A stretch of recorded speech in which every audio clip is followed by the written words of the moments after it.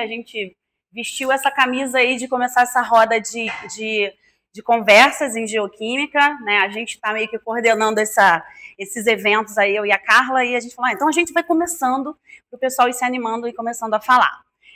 E hoje eu vou falar para vocês do Programa Brasileiro de AMS. Então, a gente vai passar por uma história aqui, já que eu trabalho com cronologia, nada mais adequado do que fazer um levantamento cronológico dos fatos, né?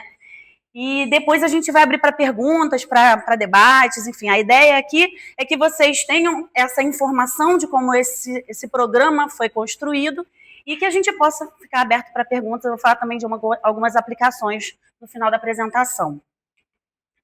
Bom, o Programa Brasileiro de AMS, ele começa em 94, com o Roberto Mejicos, no Pelletron, onde eles estavam fazendo uns testes iniciais. O Pelletron, para quem não sabe, é um acelerador de partículas que tem na Universidade de São Paulo, que é de 8 milhões de volts, é um acelerador de partículas de grande porte, ele é em pé, ele ocupa 8 andares de um prédio, e esse acelerador de partículas ele serve para uma infinidade de aplicações nucleares, atômicas, moleculares, tem várias linhas de trabalho, mas nesse contexto aqui da montagem, da construção desse programa brasileiro de espectrometria de massa com aceleradores, o professor Roberto Mejicos estava tentando implementar a espectrometria de massa nesse grande acelerador, o que trazia, naquele momento, algumas dificuldades.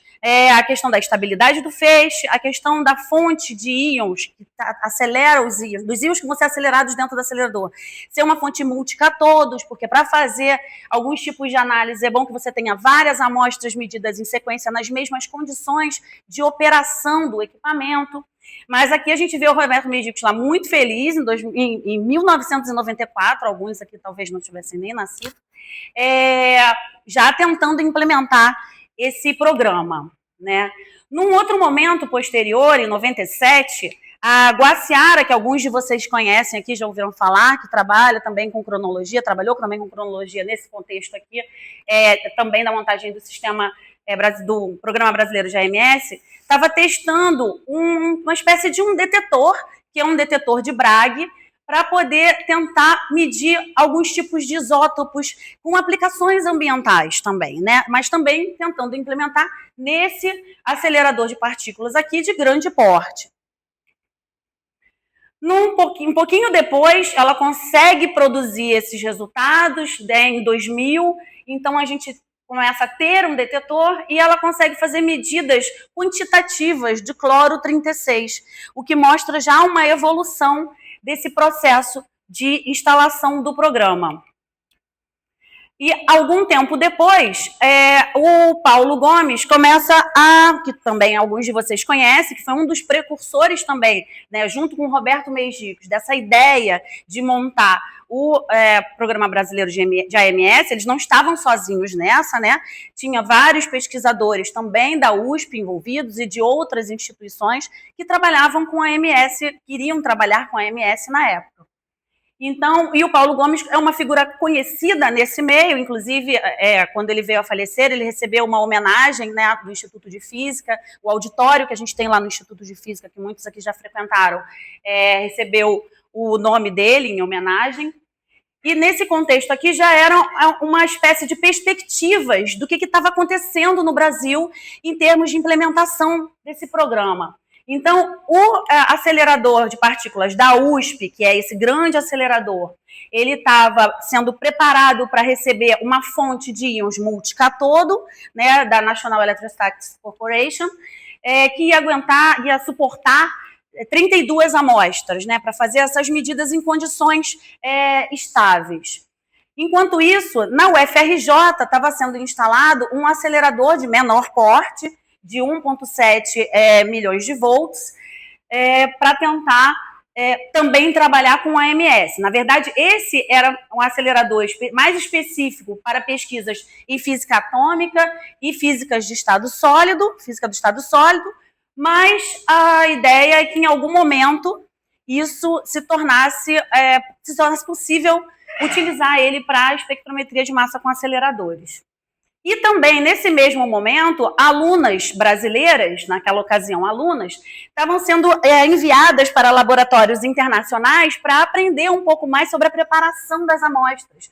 Porque para a gente trabalhar com espectrometria de massa, dependendo do tipo do nuclídeo que você quer usar, do tipo do elemento, do que você quer determinar, num contexto até de traçadores, marcadores geoquímicos ou de cronologia, existe uma preparação específica de amostras.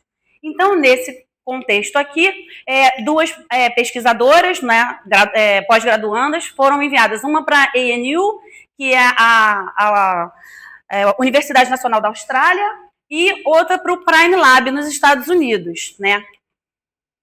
E aí nasceu a tese de doutorado da Kita, que foi uma dessas pesquisadoras. Naquela ocasião, em 2003, ela concluiu o seu trabalho, já trazendo à tona a preparação de amostras de carbono, ou seja, tendo sido capacitada para isso, sendo a primeira pessoa capacitada no Brasil para fazer isso, com a finalidade de tentar instalar um laboratório de preparação de amostras aqui. Nota, quando a gente fala preparação de amostras para carbono 14, que é esse contexto, que eu vou falar daqui a pouco do laboratório que a gente tem hoje, não é um laboratório simples, a gente não está usando um pH-metro para medir pH, a gente não está preparando um tipo de amostra que é mecânico, que toda hora a gente faz a mesma coisa.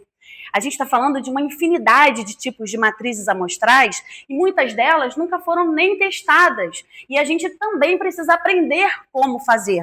Então, para ter aplicações múltiplas, a gente tem que se capacitar o tempo todo para ter um laboratório mais completo possível, que viabilize a datação de diversos tipos de matrizes amostrais também, com suas particularidades e, diga-se de passagem, dificuldades também. Então, a Kita defende a sua tese de doutorado, né, voltando do Prime Lab, já na sua tese de doutorado tem o planejamento do laboratório de preparação de amostras, que com isso minimizaria os custos de uma datação. Se a gente conseguisse preparar as amostras aqui no Brasil e mandar as amostras para serem medidas fora, enquanto não temos aqui um acelerador de partículas específico para essas medições, já diminuiria o custo, porque o custo nesse aspecto aqui, uma vez que você tem um acelerador, é em torno de 80% do custo analítico de cada amostra. Só que aí o sonho começou a se tornar realidade. Então, já em 2009, alguns anos depois, já como professora da UF, do Instituto de Física, a gente começou digo a gente porque eu estou aqui também, a montar o laboratório de carbono 14, né, de preparação de amostras para carbono 14. Então, a gente consegue ver aqui, está aqui muito feliz, sorrindo, fazendo furos na estrutura que vai vir a ser, no futuro, a primeira linha de vácuo do laboratório. Hoje nós temos 4. E acabamos de receber um equipamento de grafitização automática que vai acelerar um pouco o processo, dentro do que eu vou falar das nossas cooperações que a gente vem construindo ao longo do tempo. E aqui a gente tentando entender como é que desmontava cada válvula para descontaminar, para que a gente não tivesse algum tipo de efeito memória, contaminação cruzada no laboratório. Então, nesse momento que a Kita começa a montar o laboratório, eu estou terminando o meu doutorado em 2009 e ela me convida para participar dessa seara aí. Mal sabia ela que eu ia gostar tanto e ia ficar de verdade.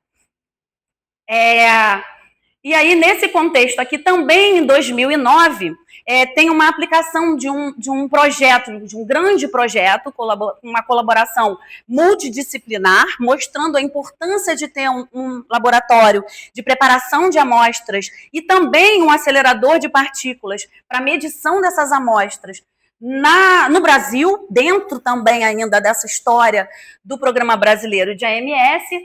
O professor Paulo Gomes, ele submete um grande projeto para tentar comprar o acelerador. E esse projeto é, obviamente, endossado por vários programas de pós-graduação, vários pesquisadores parceiros que almejavam fazer análise com a gente, preparar suas amostras com a gente e amplificar o alcance das suas pesquisas científicas, tendo datações, porque uma vez que era muito caro, era muito difícil, tinha um vasto campo inexplorado de pesquisa no contexto nacional que não tinha datação. E ainda hoje tem, mas a gente está conseguindo equilibrar vários pratos ao mesmo tempo e conseguindo ajudar outros colegas que precisam de datação e, inclusive, no entendimento, na interpretação desses dados. E aí a gente consegue o acelerador de partículas, a gente consegue ganhar esse grande projeto. E aqui, se não me engano, em 2011, a gente consegue ver aqui o Paulo Gomes, a Kita e o Roberto Meijicos, lá na sede da NEC. Esse é o nosso acelerador, que ele é todo montado lá, testado, desmontado e enviado para o Brasil.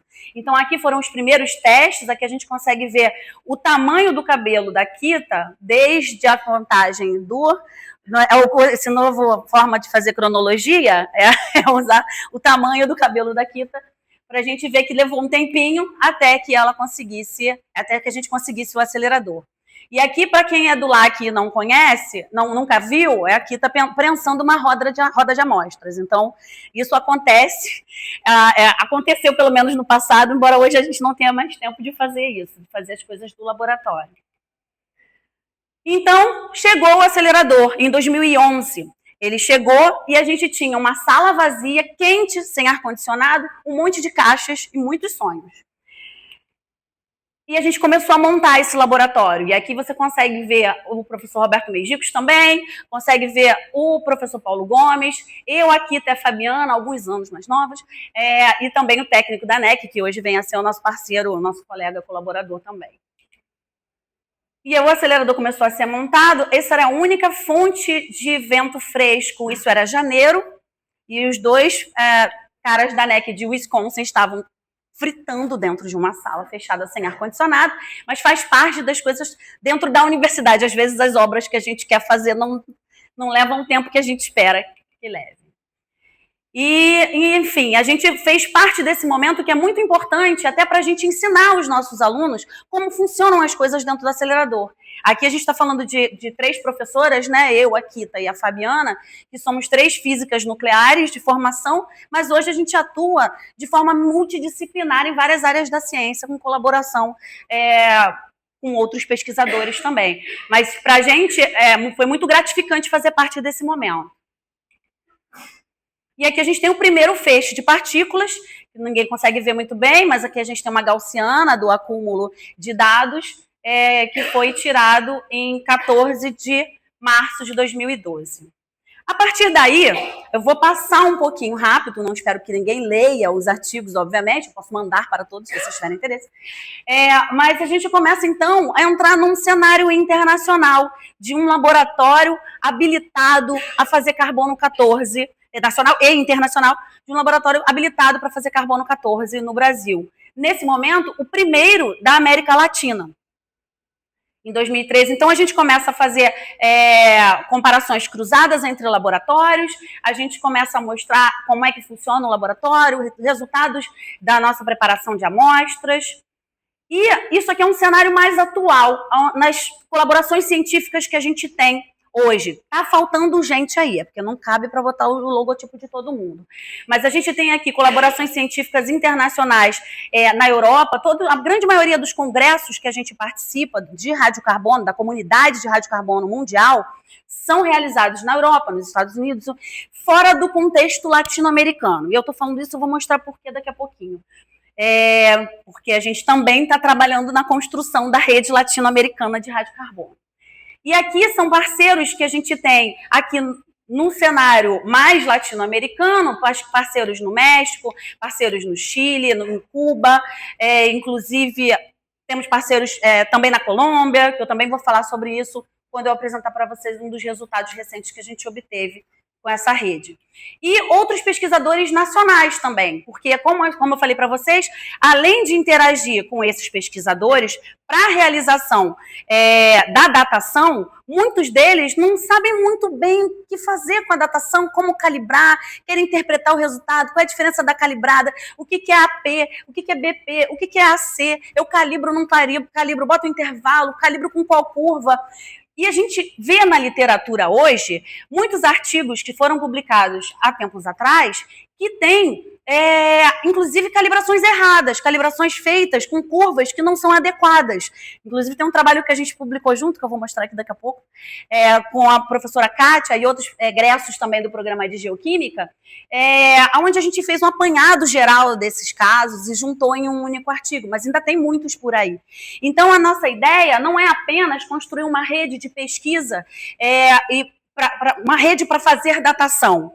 A gente é um laboratório comercial em certo aspecto, porque a gente também presta serviço, mas, sobretudo, somos professoras e pesquisadoras. Então, a gente quer disseminar, contaminar todo mundo com um bichinho lá que morde do radiocarbono, para as pessoas conseguirem debater os seus resultados. Então, a gente se compromete com o resultado, a gente quer discutir, a gente quer ajudar as pessoas a entender os resultados. Isso se elas quiserem, se não quiser, a gente dá a idade e está tudo bem também. E a gente tem pesquisas também com a Petrobras, mais recentes, que inclusive estão ajudando a gente na infraestrutura do nosso laboratório. O INCT de Física Nuclear e Aplicações também é outro parceiro que contribui também fortemente para a continuidade, né, para a manutenção de coisas no laboratório, compra de coisas também. Mais recentemente a gente tem também projetos com a Polícia Federal, com o INPA, enfim. E num contexto internacional, além das parcerias que a gente tem de colaborações, de estudos com parceiros internacionais, tem também essas capacitações que eu falei para vocês. Então, eu também vou mostrar aqui uma capacitação que eu fui fazer no exterior, mas aqui a gente já pode ver a Fabiana também na ENU, né, quando a gente foi em 2020, antes da pandemia, antes de fecharem tudo, a gente estava lá na Austrália, de repente a gente voltou e fecharam tudo.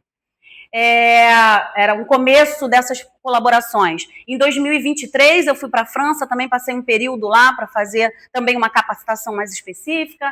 A Kita recentemente teve um período na Itália também para fazer uma outra capacitação para aprender mais coisas, interagir com os pesquisadores de lá. E a Fabiana, num outro contexto, já de uma outra cooperação com a Agência Internacional de Energia Atômica, também esteve em Barcelona, na universidade de lá, também no ano passado.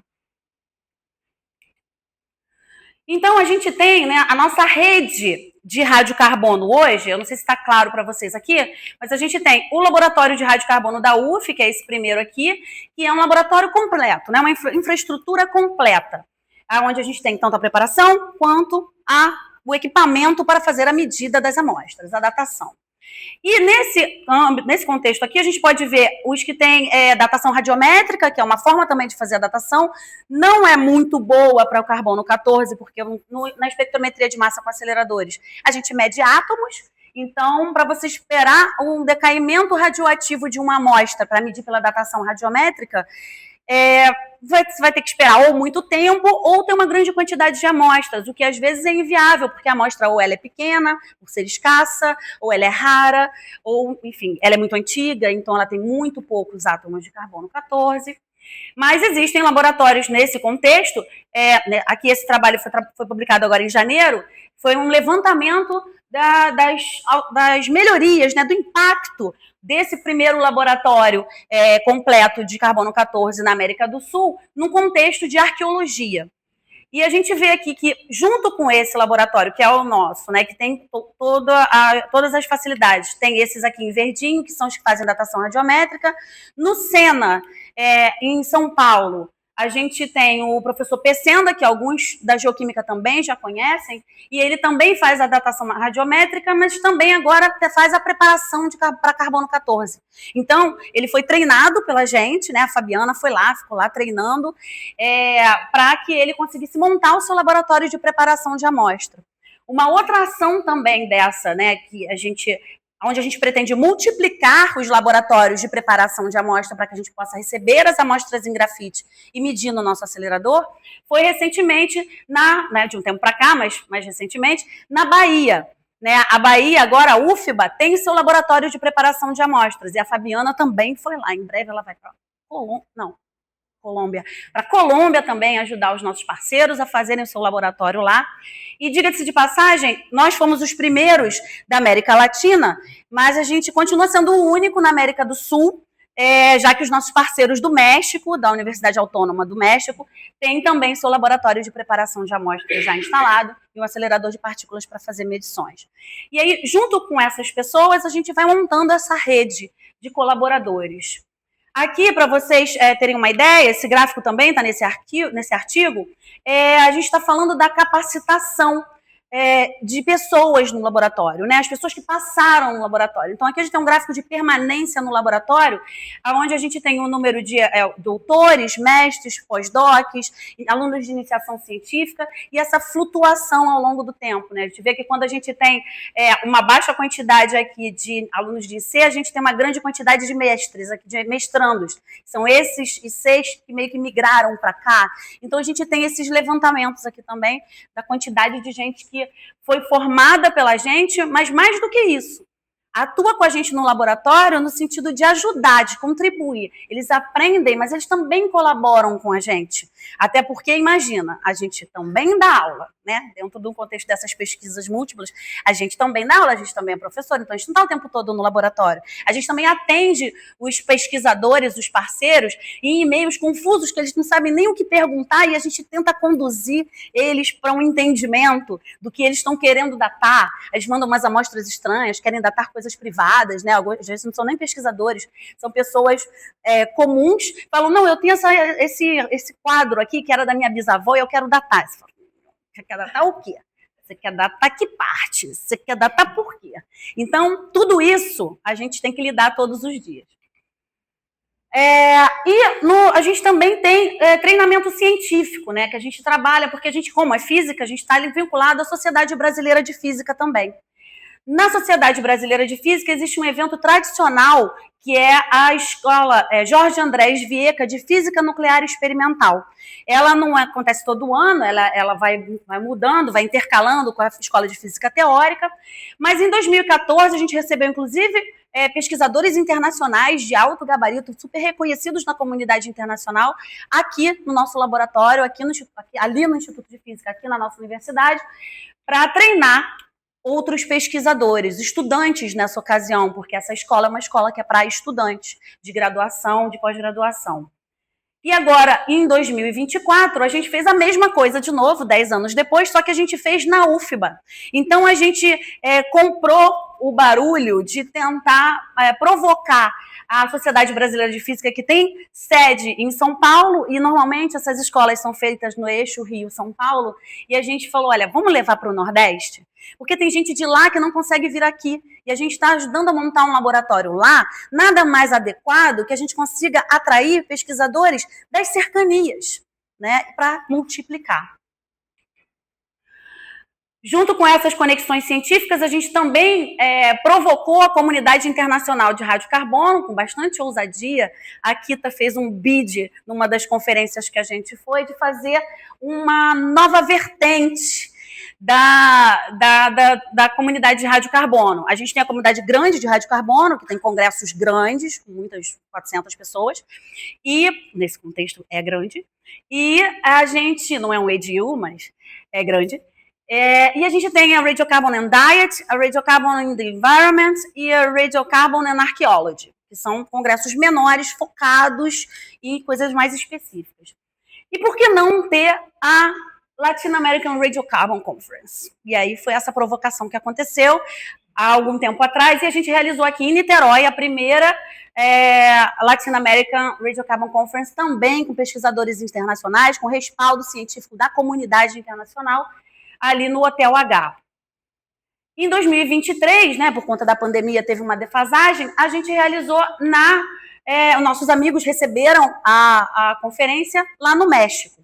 Então, a gente realizou o segundo Clara e, pasmem, no ano que vem a gente já vai ter o terceiro Clara, que vai ser no Chile, nossos parceiros do Chile que vão receber, e aqui no Brasil, também de novo aqui na UF, em julho, mais ou menos no mesmo período, para encaixar uma com a outra, para os europeus conseguirem vir a todas ao mesmo tempo, ou não só os europeus, mas os colegas dos outros países, né? A gente vai ter no Chile o Clara 3, vai ter o Radiocarbon and Diet logo na sequência, e aqui no Instituto de Física da UF a gente vai ter o Radiocarbon and Archaeology, que a gente vai receber no nosso laboratório também. Então, falando de conexões científicas, em 2023, a gente foi a um evento sediado no International Center of Theoretical Physics, lá em Trieste, na Itália, E ele foi organizado pela Agência Internacional de Energia Atômica e pela Unesco. Cabe lembrar que a gente também permeia esses dois ambientes, né? A KITA foi apresentar em 2019. Em 2019, ela foi indicada pela comunidade de física nuclear a apresentar uma palestra no Ano Internacional da Tabela Periódica lá na Unesco. E a volta e meia a gente está trocando com a Agência Internacional de Energia Atômica. Ela participou de um workshop também sobre o patrimônio realizado no ano passado. Eu estou meio confusa com os anos recentes. Eu sou mais para datações antigas. No ano passado. E nesse evento aqui em 2023, nós três fomos participar de um workshop lá em Trieste, bancadas pela Agência Internacional de Energia Atômica. E como a gente realmente é bastante ousada, a KITA foi e sugeriu à Agência Internacional de Energia Atômica que a gente fizesse um workshop tal qual esse, no contexto latino-americano, para fortalecer essa rede latino-americana. E mais doido que a gente são as pessoas que, né, dão essas oportunidades para a gente. Então, a gente fez esse evento aqui em novembro do ano passado, onde a gente recebeu figuras importantes, personalidades hiper importantes. Essa daqui é a Alice Simon, que é uma pesquisadora importante na Agência Internacional de Energia Atômica. Esse aqui é o Timothy Jewell, que é o editor-chefe do Radiocarbon Journal, Qualis A1, se é que Qualis ainda vai existir. Bom, aqui temos a nossa representação interna, nosso vice-reitor também desse evento, né, validando o nosso evento. E além das palestras, das interações e das formações de grupos de trabalho para a construção dessa rede internacional, a gente também fez eventos de campo, né? Esse aqui, no caso, foi aqui no Sambaqui de Camboinhas, e a gente também teve palestras no Museu Arqueológico de Itaipu, que foi bastante interessante. Inclusive para quem não é do Brasil, né? Tem uma palestra ao ar livre nesse contexto, enfim, um brunch oferecido pela comunidade de pescadores local, então foi super bacana.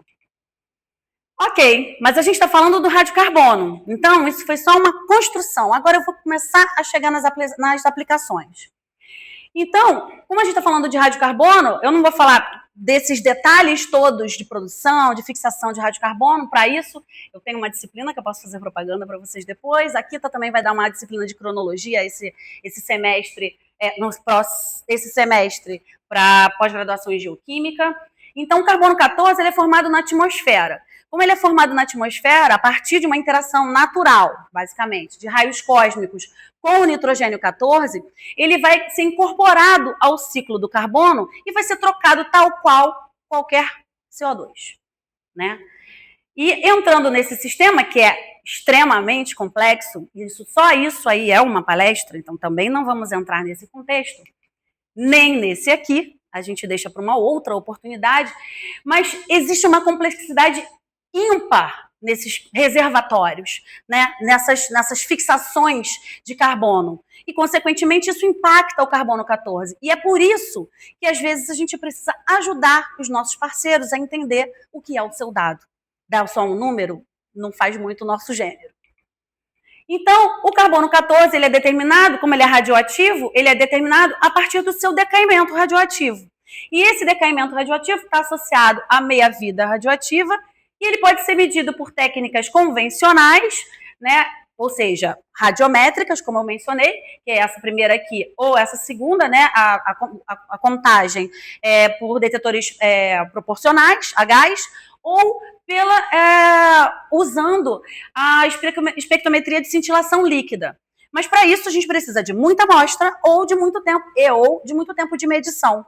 Com o acelerador de partículas, a gente consegue, depois de fazer uma conversão da amostra, de seu carbono original, para uma amostra de grafite, ou para um gás purificado de CO2, a gente consegue fazer a espectrometria de massa com aceleradores e toda e qualquer amostra, desde que a gente tenha um protocolo estabelecido para preparar essa amostra e extrair o carbono original, poderá ser medido no acelerador de partículas. Esse aqui é o esquema do acelerador de partículas que a gente tem aqui na UF, que é um Single Stage EMS, que foi um dos mais baratos no momento que a gente podia comprar, e por isso a gente pôde comprar com aquele projeto que foi submetido lá em 2009. E aí, uma vez tendo o acelerador de partículas, começando a evoluir na técnica, uma das teses de doutorado, por exemplo, que foi orientada no LAC, foi a produção de um software de análise dessas datações. Não que o fabricante não tenha fornecido um software, mas a gente fez um upgrade e também tem um software de análise. E aí, questões que permeiam as datações. A calibração, se a gente vai calibrar com a curva marinha ou com a curva atmosférica, isso vai dar um resultado de idade diferente. Detalhes sobre calibração também são praticamente uma única aula. Né? Uma única não, né? Talvez mais de uma. Um único curso específico para carbono 14.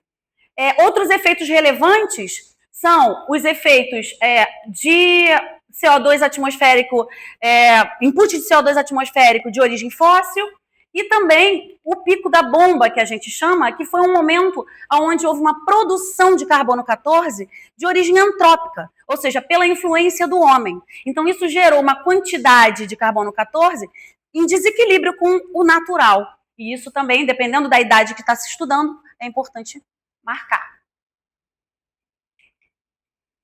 Outros efeitos, então, no ambiente marinho, existem vários, como, por exemplo, mistura de camadas, de massas d'água, fenômeno da ressurgência, que são como o próprio nome diz, a ressurgência de massas frias profundas, que são empobrecidas em carbono 14, porque ele veio da atmosfera, trocou na interface, e até ele chegar numa região mais profunda do oceano, tem uma coisa que a gente chama de tempo de residência, que é o tempo que leva para que esse carbono fica circulando ali naquele sistema para ele ser absorvido. E esses efeitos vão ser visíveis em vários ambientes, seja no ambiente de ressurgência, outras alterações em ambientes de mistura, onde a gente tem águas continentais também, já estou quase acabando. Águas continentais, a Fabiana sabe, eu estou quase acabando. E também, obviamente, isso numa outra escala, né? Numa escala do globo todo. E aí, só o efeito de reservatório marinho, se a gente bobear, só ele já daria um congresso especial para ele, porque também tem muita discussão sobre o efeito de reservatório marinho, que também varia ponto a ponto em todo o globo. Então, isso tudo também altera as datações do ambiente marinho. Então, falando das aplicações agora, né, com esse overview aí, a gente vai falar um pouquinho das aplicações que a gente veio fazendo no laboratório. Em arqueologia, a gente começou trabalhando com muitos sambaquis, que são sítios arqueológicos costeiros, amontoados de conchas produzidos por povos pré-coloniais que moravam na nossa costa, pré-históricos, e esses acúmulos de concha eram feitos de forma intencional. Junto com esses acúmulos de conchas também existem fogueiras, então amostras tanto de carvão quanto de conchas ou outros materiais, outros achados arqueológicos podem ser datadas por carbono 14. Só que eles não estão na costa. E o efeito reservatório marinho? Então a gente também teve que contribuir para essa área de pesquisa, uma vez que a gente tem uma vasta costa e uma possibilidade ímpar de fazer a cronologia desses povos. Aqui, só para vocês terem a ideia, inicialmente, quando a gente começou a trabalhar com o Rio de Janeiro, hoje em dia já tem mais umas estrelinhas aí, mas a gente começou a datar sítios arqueológicos, esses são só os do Rio de Janeiro. Então, falando num aspecto mais amplo, é muito trabalho para fazer, né? E quando a gente fala desse tipo de sítio arqueológico, ele pode estar assim meio disfarçadozinho de uma duna, e às vezes é um sítio, e ele pode conter todo tipo de material. E a gente espera que ele esteja assim, né? Bonitinho, arrumadinho, separadinho para a gente encontrar. Eu tenho uma concha com carvão dentro, então é contemporâneo. Então eu posso medir os dois. Eu peguei essa concha, juro por Deus. E eu que abri. É contemporâneo, então inclusive dá para determinar o efeito de reservatório marinho, que é o shift entre o carbono atmosférico e o carbono marinho naquela ocasião. Mas essa realidade é um pouco mais dura. Normalmente é um contexto mais confuso, menos elaborado. E ainda tem uma coisa terrível, que atrapalha muito, que fez por muito tempo os pesquisadores evitarem a datação de conchas. Aqui está superestimado, mas enfim, existe uma diferença, um shift, É porque, como a concha vem do ambiente marinho, ela está sujeita a esse carbono, que para chegar nessa concha, para que ela conseguisse consumir esse carbono, passou um certo tempo. Então tem um efeito de reservatório marinho aí, que esse carbono 14 não tem a mesma idade de um carbono atmosférico. Então tem um shift de idade. E aí, em certo momento, os arqueólogos falam, não, a concha a gente não data, porque a concha dá errado. Dá errado porque para o que ele esperava dentro daquele contexto arqueológico. Mas com as correções, dá certo. Então a gente começou a ensinar as pessoas a fazer as correções e começou a determinar, fazer modelos cronológicos, já que a gente podia fazer mais datações, com um custo mais acessível. E aí foram vários modelos cronológicos, trabalhos, estudos de diagênese óssea, por exemplo, de ossos de peixes, determinações de efeito de reservatório marinho, mais efeito de reservatório marinho, outros efeitos de reservatório marinho para outros lugares. E baseado na modelagem, usando o Oxcal, produzindo esse conhecimento, explicando isso para as pessoas, treinando. Vários desses trabalhos fazem parte das dissertações e teses de doutorado dos alunos que a gente formou, dos alunos de iniciação científica e de ensino médio também, né? Não só da graduação, mas de ensino médio, técnicos dos institutos federais de educação que a gente treina no nosso laboratório. Essa é a nossa menina dos olhos, que foi uma provocação desse trabalho, onde a gente usou um molusco terrestre para fazer a datação, e a gente foi provocado se esse molusco terrestre não teria fixação de carbono morto, de carbono antigo, a partir do seu hábito de vida, que é raspar as rochas e podendo, assim, incorporar carbonatos. E aí, nessa provocação, a gente, tá bom, então vamos publicar isso aqui. Aí a gente publicou esse daqui, também foi nessa ousadia que a gente tem dos trabalhos que a gente realiza. Esse aqui, ele mostra, só para explicar rapidinho, os moluscos que estão aqui são moluscos de coleções de museu, com data conhecida. Então a gente sabe a data que eles foram coletados, a gente tem a idade de morte, a idade que ele se tornou um reservatório fechado para carbono. Então, nesse contexto, a gente consegue fitar ele bem bonitinho na curva do pico da bomba, quando a gente pega a idade do pico da bomba. E isso mostra que ele não incorpora o carbono, os carbonatos, né, do ambiente. E aí a gente desenvolveu metodologias para datação de otólitos, trabalhamos com outros estudos de pescarias antigas, fazendo a datação de elementos associados a ossos, por exemplo, a dentes, por exemplo, de tubarão, num sítio arqueológico que foram encontrados no mesmo contexto.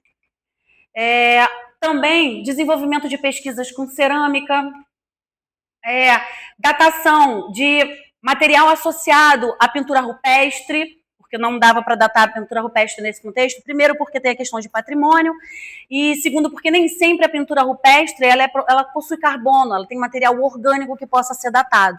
Então, mais recentemente, por acaso, lendo um artigo no ano de 2022, eu me deparei com esse artigo aqui, que foi produzido por pesquisadores da França. Jean-Pascal Demoulin é nosso parceiro, hoje científico, e foi lá que eu fui passar 6 meses para aprender a dominar essa técnica de extração de oxalato de cálcio, que é uma parte dessa crosta que fica na rocha, que incorpora o carbono atmosférico. E ela pode ser a camada de base ou uma camada que sobrepõe a pintura por um escorrimento ou um material líquen, por exemplo, que fixou carbono, e nessa forma está dando uma ideia da idade do carbono atmosférico naquele momento.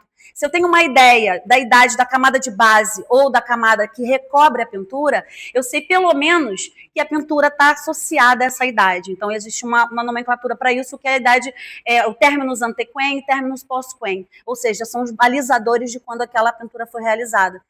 Mesmo quando ela é feita, por exemplo, de material mineral, que não teria carbono, e além disso eu consigo preservar o patrimônio. Então essa é uma nova metodologia que a gente está implementando também no laboratório de radiocarbono aqui na UF. Datação de Torá, feita pela Fabiana também, mais detalhes ela pode passar depois para vocês. Nesse caso aqui foi uma identificação de que um material que foi comprado por Dom Pedro II, uma visita à Europa, que era dito de ser do século X, não era uma falsificação. Então, estudos estilísticos indicavam uma idade, e estudos de radiocarbono corroboraram essa idade. Também estamos trabalhando recentemente, a Kita tem colaboração nesse contexto aqui do tráfico de marfim com a Polícia Federal atualmente, que é um trabalho bastante interessante. Tem uma outra aluna aqui do laboratório que está no momento na UNB fazendo também esse trabalho. Enfim, e outros trabalhos no ambiente de dinâmica costeira. Esse aqui foi o trabalho que a gente realizou junto com a professora Kátia, aqui da Geoquímica também. E muitos outros trabalhos nesse contexto. Estudos de biodiversidade, de espécies bioinvasoras, a gente também consegue fazer com carbono 14. E mais recentemente, para concluir, estudos de determinação da fração biogênica, que aí eu não estou falando mais de datação, eu estou falando da determinação do carbono 14 recente na matéria. Então, eu estou falando, nesse caso aqui, de uma mistura, por exemplo, a produção de PET misto, que ele tem uma fonte de biomassa recente com uma fonte antiga, uma fonte pobre em carbono 14, né? A fonte, por exemplo, de plástico produzido a partir do petróleo. Então, essas misturas a gente consegue medir a partir de uma norma específica para carbono 14, para espectrometria de massa para aceleradores, usando carbono 14, e a gente desenvolveu implementou essa metodologia no laboratório. Esse trabalho foi publicado em 2015, mas hoje a gente vem usando isso para outras aplicações, inclusive aplicações ambientais, como essa daqui também desenvolvida pela Fabiana, onde hoje ela tem uma grande parceria com os pesquisadores do INEA, que visa determinar a contaminação por combustíveis fósseis, por exemplo, na atmosfera, através da coleta de folhas, que são anualmente repostas em algumas espécies de árvore, que nesse caso foi o IP, então ela tem uma parceria super forte hoje nesse contexto também. E mais recentemente eu também venho atuando, além da parte arqueológica e pintura rupestre, com a contaminação por combustível fóssil, mas no ambiente aquático, que é o projeto Radical, Radiocarbono e Algas, e a gente levou para o laboratório algumas amostras de algas e contaminou elas intencionalmente com quantidades de óleos, de diferentes tipos de óleos. E esse trabalho foi em parceria com o professor Marcelo Bernardi, também do nosso programa, ou seja, como bem a Carla falou, eu vou meio que atuando com todo mundo. A gente tem um trabalho publicado também que já passou aqui, Carla, eu esqueci de comentar, foi um trabalho da Isabela também, de determinação de estromatólitos, da idade de estromatólitos. E esse trabalho aqui, então, a gente fez usando carbono 14 para determinação da fração biogênica. Eu consigo determinar o quanto de combustível fóssil, ou seja, quanto do contaminante fóssil está presente na alga. Porque a alga, ela está trocando carbono hoje, então ela tem 100% de fração biogênica de carbono. E já os combustíveis fósseis, as coisas que são de origem fóssil, tem 0%, porque não tem mais carbono 14. Então, qualquer combinação entre esses dois limites representa uma contaminação por combustível fóssil. E a gente fez também os N-alcanos, então, com o Marcelo, para poder tentar identificar qual era o tipo de contaminante. Isso foi um trabalho de mestrado de um aluno da Química, Túlio. Bom, no contexto de contaminação, nem preciso falar que a gente está falando dos ODS da ONU, a gente também está permeando esse ambiente, estamos dando disciplinas de sustentabilidade de patrimônio, eu e a Kita, então, que a gente faz propaganda também depois. E, mais recentemente, a gente fez essas estruturas flutuantes na tese de doutorado do Daniel Tremel, onde a gente colocou, usando a base da ideia do algal turf scrubber, que é uma espécie de estrutura para crescimento algal natural, que ele é colonizado naturalmente no ambiente marinho, no ambiente aquático, onde é formado primeiro um biofilme, e aí vem outros tipos de colonização onde a alga cresce. E a gente colocou 3 estruturas. Uma lá em Jurujuba, numa fazenda de mariscos, ali na Boa Viagem, que é um ambiente muito utilizado para esportes aquáticos, lazer, né, uma praia muito acessível, e nas barcas, na Estação das Barcas. Só para colocar já foi um desafio, mas a gente conseguiu. E a ideia é que qualquer tipo de contaminação que esteja na superfície fosse aderida a essas algas antes dela ser dissolvida, degradada e estar biodisponível e percolando na coluna d'água, sendo acessível a outros, a fauna e a flora local, né, estando biodisponível. E aí, com esse trabalho, a gente fez, então, raspagens periódicas, então a gente tem um ciclo temporal e o trabalho está em revisão na Radiocarbon. E, bom, junto com esse trabalho aqui, a gente vê a biodiversidade local ali, e junto com esse trabalho aqui, que fez parte do doutorado, ele funciona como um protótipo também de uma parceria científica que eu tenho com uma empresa de inovação, uma startup, criada por um egresso do nosso programa, Bruno Libardoni, que é a Infinito Mare.